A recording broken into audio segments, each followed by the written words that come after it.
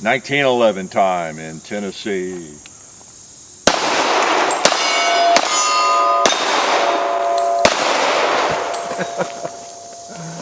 Definitely. Doggy. Uh-oh. He thought he was getting away. You see that? Did you see that? I got news for you, buddy. I'll get you when you're down. Nice.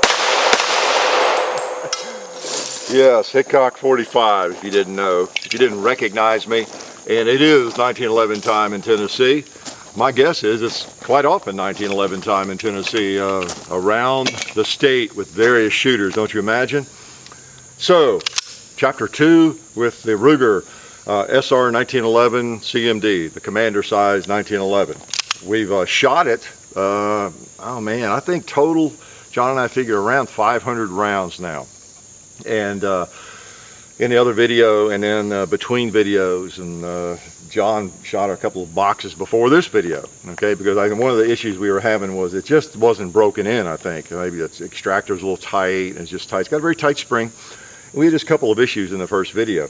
So we're going to make sure it's loosened up. We think it's loosened up. We've not encountered any weird little things with it, and we're going to try to use the very best magazines today and just see how it does, especially the Ruger magazines. All right, so got those were PMC rounds that I put through it, and I think I know the magazine of those. And speaking of that, let's shoot them. Those are PMCs. Let's finish off the PMCs here. I should have done that, shouldn't I?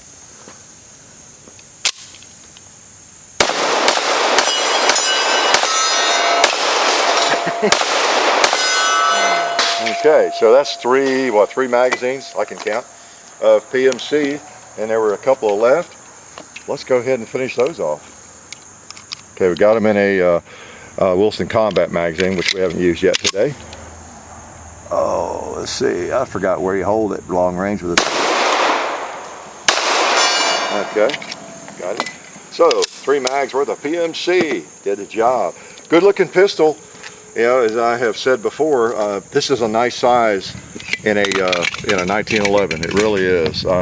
It took me a long time to discover that. For some reason, I had shot 1911s for decades, I guess, and just, I don't know, just always wanted a 5-incher, and I have discovered the joys. Now I'll put some Lawman in, but I have discovered the joys of that size 1911. Much more carryable, more convenient. Many of you have known that for decades.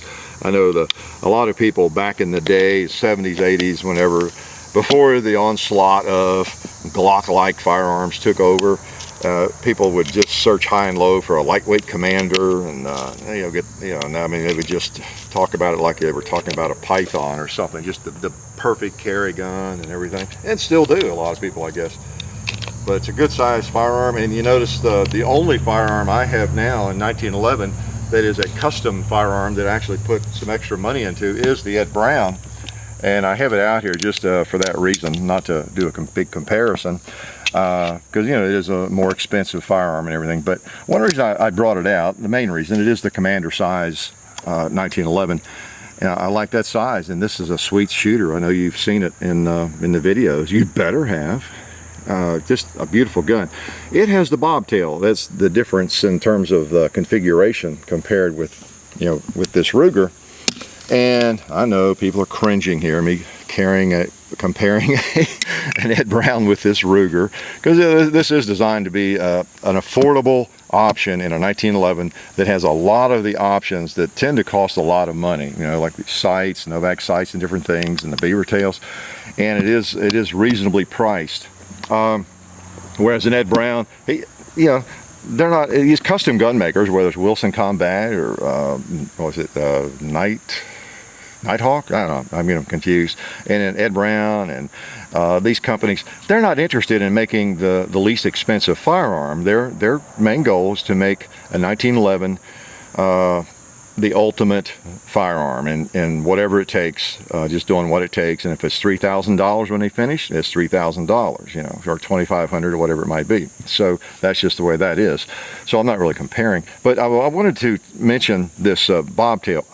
kind of like that. I thought that's cool. You wouldn't believe how much difference that makes in terms of carry and not hanging on things. It really does. You wouldn't think it'd make that much difference, but it does, because this has a full-length grip. It holds 7 or 8 rounds, just like the standard government model. And on this one, you do not have the bobtail. The point I was going to make is, if you're thinking about the bobtail, think long and hard and try it if you can get a chance to. I like it okay, but I tell you, you actually get a better grip with this full grip. When I'm shooting it, oh man, that feels good. It feels better than this one. That's really kind of the feel I get. It locks into the palm of my hand, and I like it better. If I had to go to a shooting match today, I'd love to take the Ed Brown. I'd love to shoot it if I'm going to shoot a 1911, but I would like for the day to take the bobtail off and have a standard mainspring housing on it. Now, I really would. Now, that said, it's a trade-off. It makes it better for carry. It really does. And I shoot it fine. You've seen it in videos. I shoot it fine, but this really does feel better. So if you're contemplating that, think about it before you buy it. I'm not regretting this. I like it fine, but this does feel good to have that full length, I have to say. You know what? While it got a little bit dirty, why don't we go ahead before I forget? You know, when you get to be an old senile guy like myself, you can easily forget things. Like, whoa, what is this? Is this a Ruger? No. Yeah, it is. I was just kidding. So let's throw some hollow points in. That's maybe, I don't know, Ed Brown. I want to use the Ruger mags. I'll tell you what, before we do that, let's shoot these 2 magazines and get it really dirty. Or dirtier. We'll shoot these 2.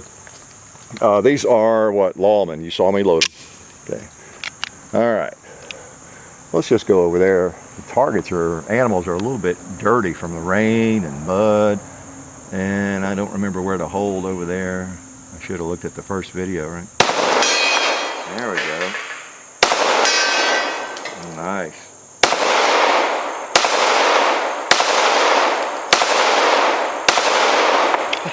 Well, I thought I was right, had it zeroed in. Let's try it again. Get the gun dirty.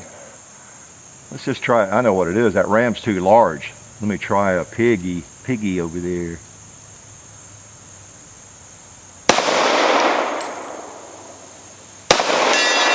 There we go.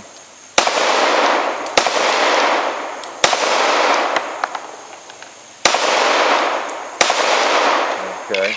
I have to get my range on it. I'm not sure exactly where I should be holding, but I've got it dirty. I accomplished that anyway. And I embarrassed myself with a bunch of misses. So we got a couple of things accomplished there. So now let's take the Ruger mag. Let's put some hollow points in. It is a carry gun, really. I think when you get to the commander size, it is probably more likely to be a carry gun. Okay, there's some Winchester. You can PDX there, and we'll just put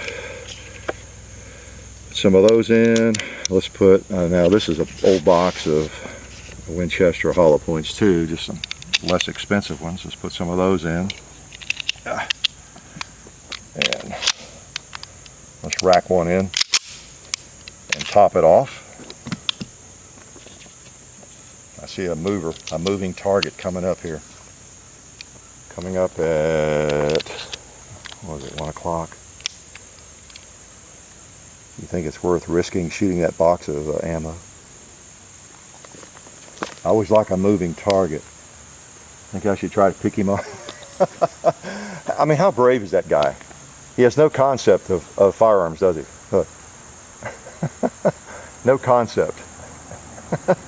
I have the safety on. Okay. Hollow points. Let's put it in the holster. All right. And let's draw and throw some hollow points out here.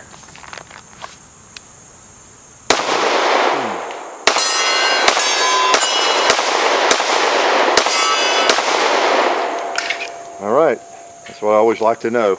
If it's a firearm I might carry, I like to shoot hollow points in it when it's dirty. I figure, I guess it's because I'm such a genius, I figured this out. Really, I hate to brag and show off, but I really did. I figured this out on my own. Didn't even have to ask John about it. If a firearm will fire hollow points when it's dirty, I bet you it'll fire them when it's clean. Pretty smart, huh? So that's kind of the assumption I make. And where'd our buddy go? Let's put some regular ammo in. What else do we have here? Well, let's just put some more law. Well, I don't know, this really isn't an ammo test kind of thing, but especially where the firearm is not totally broken in. Tell you what, buddy, you're playing with fire here. He's still creeping around here, isn't he? Smart aleck. Smart aleck. Let's load a few of the Winchester white box rounds here while we're playing. I love Chapter 2s because they just shoot and shoot and shoot. And it's really what this gun needs, because it was a little stiff, and it does seem to be loosening up here quite nicely. I might want to keep it, to tell you the truth, even though I have the Ed Brown. In fact, I do have an email in to Ruger asking what the wholesale is on it, and it is a T&E firearm. And with a 1911, you know, you're just more likely to have an issue or a break-in issue than you are with a lot of the wonder, you know, polymer guns, you know, of the modern era, I guess I should say. And so some of the stiffness when we first got it doesn't really bother me that much, as long as it seems to be loosening up and you know, working fine. It's got to be reliable, especially where the Commander is kind of it bridges that gap. It's a range gun, but it's also a you know, very good candidate for carry, no doubt about it. It's got good sights, and so we got. The reason I'm neglecting that mag, that I think still had the Lawman in it. You know, this just want to know what I'm shooting. Winchester white box, which has a reputation for being a little bit light at times, especially in 9. I don't know, so we'll see how it does. Okay. All right. We got some targets here that have not been addressed, don't we? Oh, big flower pot. I almost hate to shoot the thing, but it's got to go.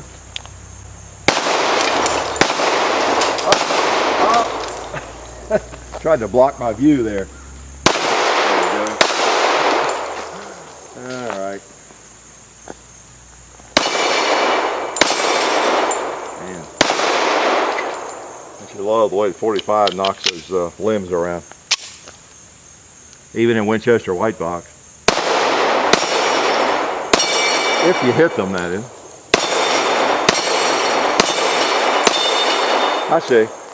Got to hold up on them a little bit. I've been trying to take too much of a 6 o'clock hold, I think. That might be why I missed across the hill there a little bit. Let's see if I can actually see the hits on that pig. I'm going to hold up a little bit more on it. Okay, yeah, I think that's it. The turkey needs to be hit too.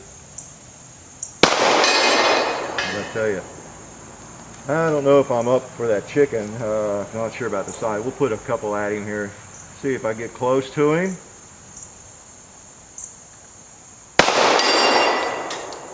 Sounded like it hit metal. I guess it didn't.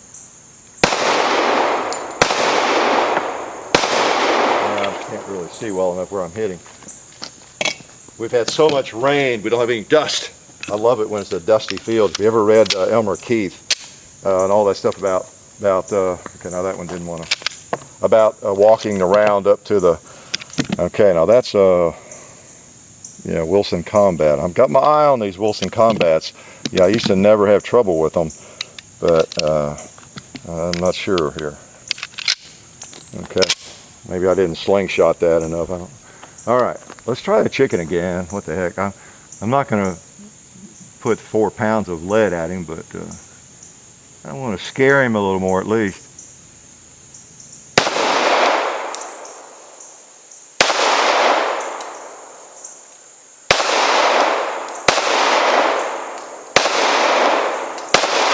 There we go. All right. One shot I feel like I'm holding too low, and the next one I feel like I'm holding too high. But, all right. Oh, another magazine. Good thing ammo's cheap, huh?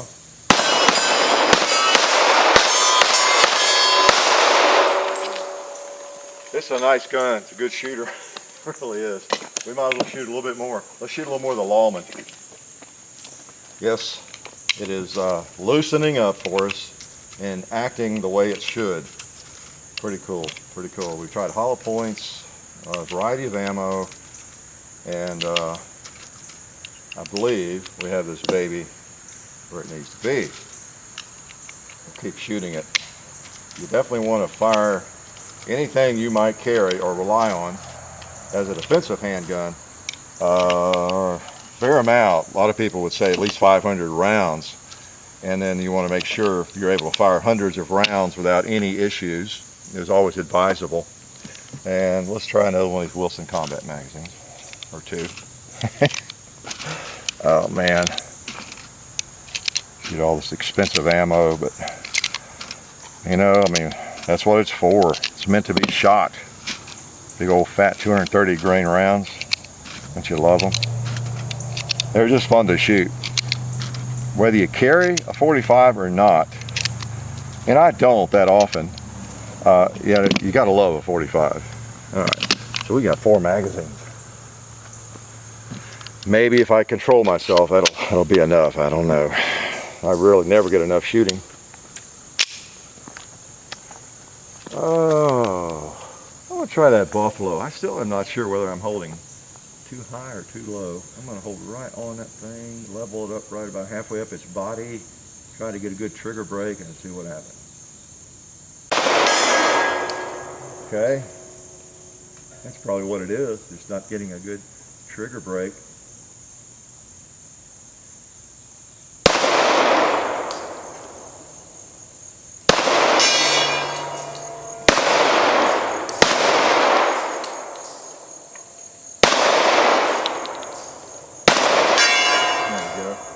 Yeah, when I'm up on the target and getting a nice trigger break, it works fine. Sweet.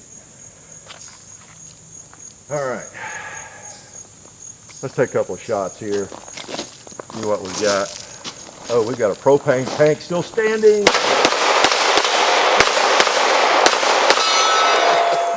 Oh boy. Where's my ammo? Is it in my... There it is. Put him back in the holster. Oh, we got 4 bad guys. Fortunately, they're all pretty big.